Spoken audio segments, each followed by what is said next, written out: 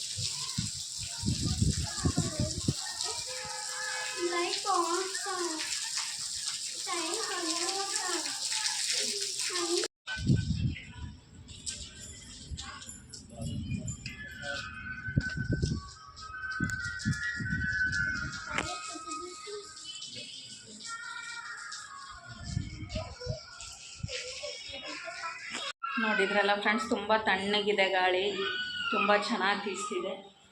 ವಾತಾವರಣ ಕೂಡ ತುಂಬ ಚೆನ್ನಾಗಿದೆ. ಇನ್ನೂ ಮಳೆ ನಿಂತಿಲ್ಲ, ಸ್ವಲ್ಪ ಜಿಟ್ಟಿ ಜಿಟ್ಟಿ ಬರ್ತಿದೆ, ಗುಡುಗ್ತಾ ಇದೆ ನೋಡ್ಬೋದು. ನಮ್ಮ ಸೈಡ್ಗೆ ಪಾಪು ಬಿತ್ತು ಅನಿಸುತ್ತೆ.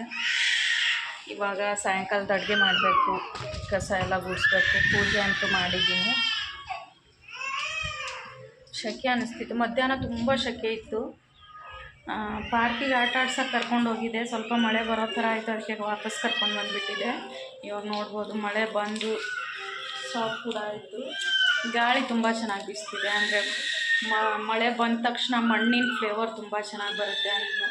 ಒಂಥರ ಸ್ಮೆಲ್ಲು, ಮಣ್ಣಿನ ಸ್ಮೆಲ್ಲು ತುಂಬ ಚೆನ್ನಾಗಿ ಬರುತ್ತೆ. ಅಂದರೆ 2025 ಫಸ್ಟ್ ಮಳೆ ಇದು, ಮಾರ್ಚ್ ತಿಂಗಳಲ್ಲಿ ಆಗಿರೋದು. ಈ ವರ್ಷದ ಫಸ್ಟ್ ಮಳೆ ಇದು, ನೋಡ್ಬೋದು. ಇವಾಗ ರಾತ್ರಿ ಅಡುಗೆ ಮಾಡ್ಕೋಬೇಕು ಫ್ರೆಂಡ್ಸ್. ಏನೂ ಮಾಡಿಲ್ಲ, ಪಾತ್ರೆ ಎಲ್ಲ ತೊಳೆದು ನೀಟಾಗಿ ಇಟ್ಕೊಂಡಿದ್ದೀನಿ. ಅಡುಗೆ ಪ್ರಿಪೇರ್ ಮಾಡ್ಕೋಬೇಕು. ಬೆಳಗ್ಗೆ ಇವತ್ತು ನಾನು ಇಬ್ಬರಿಗೂ ಅಂಗನವಾಡಿಗೆ ಕರ್ಕೊಂಡು ಹೋಗಿದ್ದೆ. ಅಂದರೆ ಇವನಿಗೂ ಸ್ಕೂಲ್ ರಜೆ ಇರೋದಕ್ಕೆ ಆದಿ ಜೊತೆ ಅವಳು ಕುಂದರ್ತಾಳೆ ಅಂತ ಇಬ್ಬರಿಗೂ ಕರ್ಕೊಂಡು ಹೋಗಿದ್ದೆ. ಕುಂದರ್ಲಿಲ್ಲ, ಅವಳು ಅಳಕ್ಕೆ ಸ್ಟಾರ್ಟ್ ಮಾಡಿಬಿಟ್ಲು. ಅದಕ್ಕೆ 1 ಗಂಟೆ ನಾನೇ ಕೂರಿಸ್ಕೊಂಡು ಎಬ್ಬಿಸ್ಕೊಂಡು ಬಂದುಬಿಟ್ಟೆ. ಅದೊಂದು ವಿಡಿಯೋ ಕ್ಲಿಪ್ನ ಹಾಕ್ತೀನಿ, ನೋಡ್ಕೊಂಡು ಬನ್ನಿ. ಕಣ್ಣಿನ ದೃಷ್ಟಿ ಚಲೋ ಆಗ್ತೈತಿ, ಚಸ್ಮಾ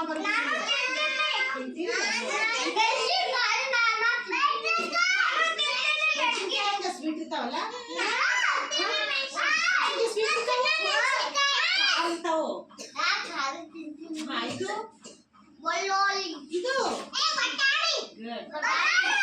ಇದು ಆಲೂಗಡ್ಡೆ, ಬೀಟ್ರೂಟ್, ಅದು ಗೊತ್ತಾಗಲ್ಲ.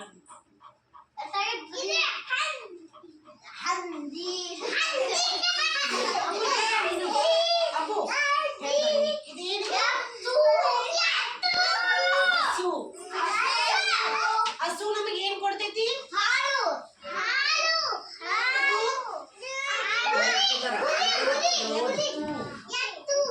ಇದು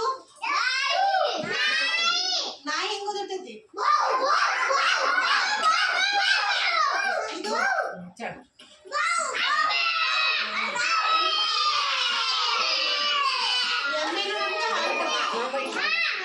ನೋಡ್ಬೋದು ಫ್ರೆಂಡ್ಸ್, ಆಗಲೇ ಪಾರ್ಕಿಗೆ ಹೋಗುವಾಗ ಇಷ್ಟೊಂದು ಪಾತ್ರೆ ಎಲ್ಲ ತೊಳೆದಿಟ್ಟು ಹೋಗಿದೆ.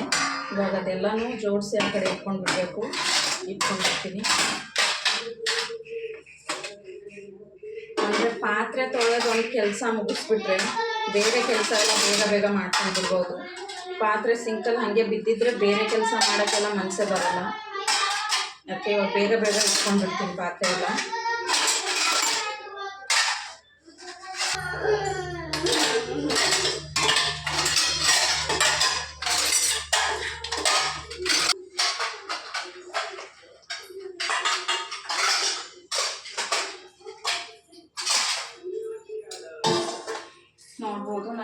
ಕೂಡ ಎಲ್ಲ ಒಯ್ದು ಇಡ್ತಿದ್ದಾಳೆ. ನೋಡ್ಬೋದು ಫ್ರೆಂಡ್ಸ್, ಅವಳು ಕೂಡ ಒಂದೊಂದು ಒಯ್ದು ಇಡ್ತಿದ್ದಾಳೆ. ಸ್ಪೂನ್ ತಗೊಂಡೋಗಿ ಹಾಕ್ತಿದ್ದಾಳೆ ಅಲ್ಲಿ.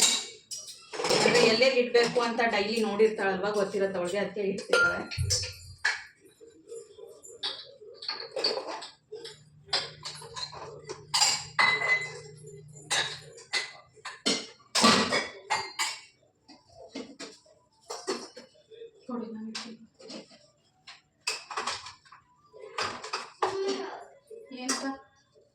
ಏನು ಇವಾಗ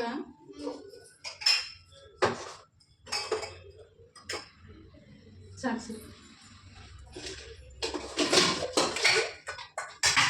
ನೋಡ್ಬೋದು. ಸ್ವಲ್ಪ ಹೆಸರು ಬೇಳೆ ಇದು ನೋಡಿ, ಹೆಸರು ಕಾಳು ಅದನ್ನು ಮಾಡ್ತಿದ್ದೀನಿ. ಅಂದರೆ ನಮ್ಮ ಮನೇಲಿ ಸಬ್ಬಸಿಗೆ ಸೊಪ್ಪಲ್ಲಿ ಸ್ವಲ್ಪ ಹೆಸರು ಕಾಳನ್ನ ಕುದಿಸ್ಬಿಟ್ಟು ಹಾಕಿ ಮಾಡಿದ್ರೆ ಇಷ್ಟಪಡ್ತಾರೆ. ಅದು ಮಾಡೋದಕ್ಕೆ ಅಂತ ಸ್ವಲ್ಪ ಹೆಸರು ಕಾಳನ್ನ ಕುಕ್ಕರಲ್ಲಿ ಹಾಕ್ತಿದ್ದೀನಿ. ಏನು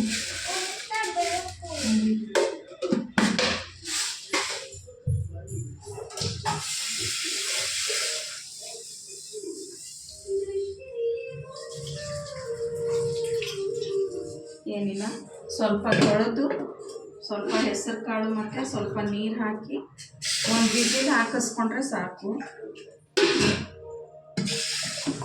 ಒಂದು ವಿಸಿಲ್ ಹಾಕಿಸ್ಕೊಂಡ್ರೆ ಅದು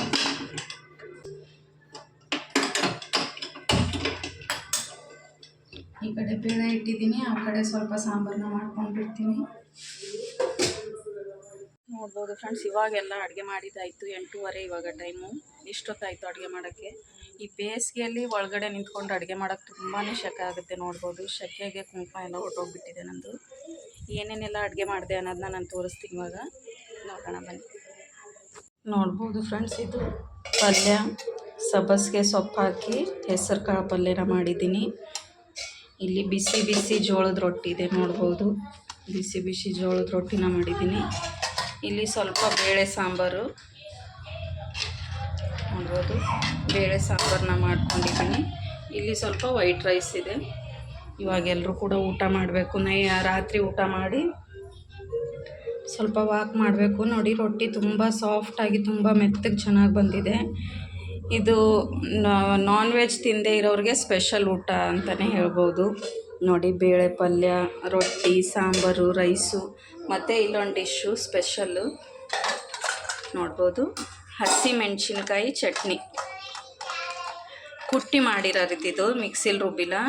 ಕುಟ್ಟಿ ಮಾಡಿದ್ರೆ ಟೇಸ್ಟ್ ತುಂಬ ಚೆನ್ನಾಗಿ ಬರುತ್ತೆ. ಜೋಳದ ರೊಟ್ಟಿ ಜೊತೆ ಮತ್ತು ಬೇಳೆ ಸಾಂಬಾರು ಜೊತೆ ಬೆಸ್ಟ್ ಕಾಂಬಿನೇಷನ್ ಇದು ಚಟ್ನಿ. ಇಷ್ಟು ಮಾಡಿದ್ದೀನಿ. ಇಷ್ಟೆಲ್ಲ ಅಡುಗೆ ಮಾಡೋಕ್ಕೆ 1.5 ಗಂಟೆ ಬೇಕಾಯಿತು. ಸೆಕೆ ತುಂಬ ಆಗುತ್ತೆ ಕಿಚನಲ್ಲಿ.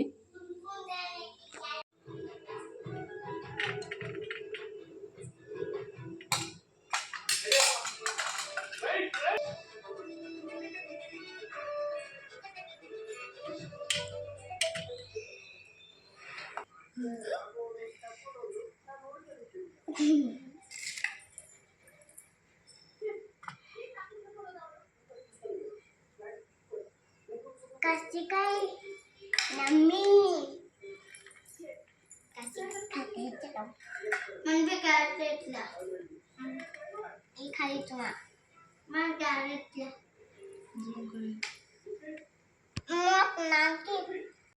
ನೋಡಿದ್ರಲ್ಲ ಫ್ರೆಂಡ್ಸ್, ಇವತ್ತಿನ ವಿಡಿಯೋ ನಿಮ್ಗೆ ಇಷ್ಟ ಆಗಿದ್ದರೆ ಪ್ಲೀಸ್ ಒಂದು ಲೈಕ್ ಮಾಡಿ, ಶೇರ್ ಮಾಡಿ, ಕಮೆಂಟ್ ಮಾಡಿ, ಹಾಗೂ ಸಪ್ನಾ ವ್ಲಾಗ್ಸ್ ಆ್ಯಂಡ್ ಕಿಚನ್ ಚಾನಲ್ನ ಸಬ್ಸ್ಕ್ರೈಬ್ ಮಾಡ್ಕೊಳ್ಳಿ.